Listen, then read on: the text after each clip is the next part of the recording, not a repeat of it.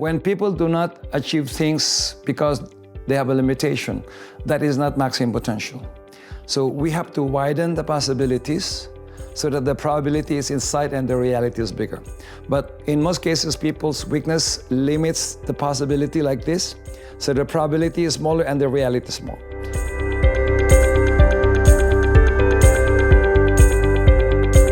There is so much to unpack in what you've said, Master. And I love what you said about humanizing the workplace and also looking at the individual, not just by their output and what they perform. What you're actually saying is also looking at their makeup. What are the ingredients? What are their stressors? What is impacting them? And how are they showing up for work?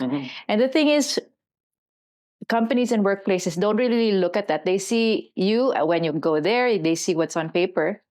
But what really needs to happen is for employers to have more care and compassion to an individual, learning more about them. And the tools that and techniques and mentoring and coaching that you are sharing are just perfect ways for them to help develop those individuals and actually make those individuals self-sufficient. Yeah, or place them in the right position. For example, I have been helping solve people's HR and human capital management issues. The CEO is complaining that HR is not doing their job. People are unhappy. And I said, can I interview him? I said, okay, so what's your job? Oh, I was the engineer of this plant, but nobody was qualified, so I am the most senior, so I become an HR with no psychology training because he is the most senior, so they put him in HR. HR needs the heart, they need the nurturing aspect, not just the payroll and compensation. So you need somebody who can compute payroll and fire people, but you need somebody to solve problems of the human capital. To convert people from liability to an asset is a job of the heart sometimes. So I think when you say, I have my best option, it's not only one option that he is the most senior and he's the oldest, so I promoted him. I said, you still have to outsource somebody who is qualified, not because that person is senior that you promoted him. So I think many mistakes is putting the wrong person in the wrong job does not make them happy themselves, and people are not happy because they're not qualified. So equipping that person is supposedly a solution, but choosing the right person. I think 60 to 70% of the success of any project is the right choice of workers and chemistry with the leader. That's so true, Master. And as a last question, because we have a little bit of time, but we will do more. What can a leader do now that they can apply? Like right now, what can they do in your teachings, in your tools? What can they apply right now? I think what I have successfully did to a lot of CEOs and even chairmen of the boards that changed their companies and their work ethics is to put a framework by which they would adjust a phase-by-phase strategy. It's bad if somebody changes everything or nothing. It's dangerous. The person is dangerous. So I help them with the phasing out, phase 1, phase 2, adjustment period, transition period, and then the stabilizing, and then the performance stage. So I think they should have a mentoring with us and understand what are the greatest pitfalls and cities of failure that they're not looking, we see that. And what are their known problems that they're not solving because they were delaying it, procrastinating it, or they don't have the capacity to solve. So we can outsource the expert. So we identify the SWOT analysis of the company and their staff and match why is this happening is because this is the problem.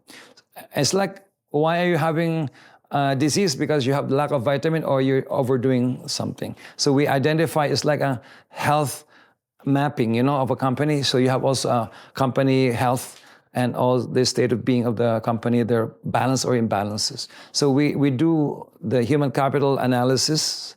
We also do the financial analysis, and we have the strategies analysis, you have leadership analysis, and technology analysis. You need to marry everything. Technology strategy with human people strategy with leadership strategy and business strategy. And so you have to marry everything as one bundle, not silos. The problem people is this a very good financial officer and then a very good and a very poor HR manager, or a very bad marketing or growth manager. So it's like one leg is high and so the table is like banking like that. So they should like catch up with the weakness, and this person should match so that it becomes like a coherent whole. So that's what we help them.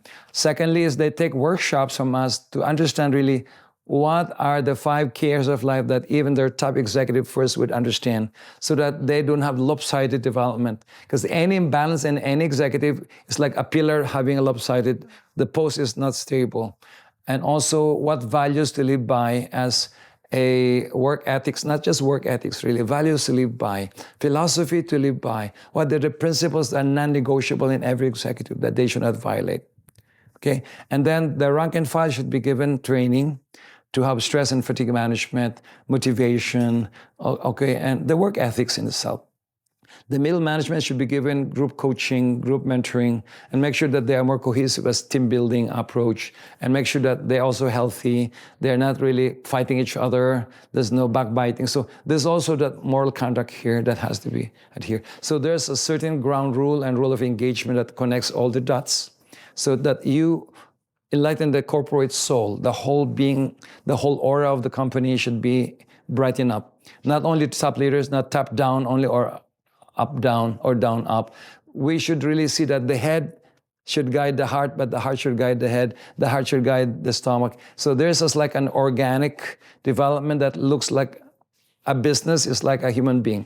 It has a heart, it has a mind, it has principles, it has the workforce as the skeletal and the muscle of the corporations to work and so on. So the arm should be strong, but the head and brain should be sharp and clear. The heart has to be circulating nutrition, and the stomach has to be digesting and so on. So if you analyze the total health quotient of a corporation, you can see the diseases as sickness, weakness, lopsidedness, imbalances. So you can see it like, oh, wow, I see the problem here. The head is not doing well. The leaders are really full of vices. It contaminates the people who want to drink with them because they're the boss. When they drink, everyone drinks, something like that. So there should be an alignment. If there's an alignment, everybody compose themselves in a coherent, synthesized, enlightened soul of the company.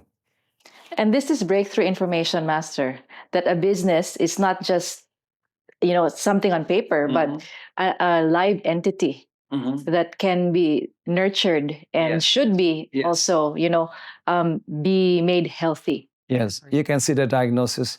If the head is not functioning, the vision is not right, the mission is not focused, they don't know what's going on, no clarity in leadership, all the other ones be fragmented or they have their own thing. So that coherence is very important, that alignment is very important, that balance of every department should be juggling their own priorities without having to cite one. And also, they should have more staying power. Energy is the bottom line of every performance. It's not just talent. A lot of people are talented, they can fail with no energy and no force. Love can fail if there's no staying power to keep on loving. So discipline is, I think, the basic line for everyone to perform. Fantastic. This is all the time we have for now, Master, but we would love to have you again. And as a business owner, what I would love to talk about is your book on sexual alchemy and divine intimacy. Wow. Because sexual energy as a component for creativity and innovation is something that business people and companies should find out more about. In fact, there is a connection between creativity and procreativity, and also sexual energy to longevity and rejuvenation and anti-aging. There's also a relationship of the sexual energy is a gasoline for enlightenment and also for money. Yes. If you have more sexual energy, you can use that for, not to be a prostitute, no, I'm saying that, to use it to clothe your thoughts and your imaginations to become strong. Like I have a book on that, and I think next time we'll talk about it. I would love to have that opportunity. Thank you so much. Pleasure, and hope that all of you are watching here had benefited. And if you want to comment on anything, please send it to her, and we'll answer your questions that are not answered during this Q&A. All right, thank you, everyone. And thank you for inviting me here. Thank you so much, Master Delpe. Everyone, have a good night, and we'll see you again soon.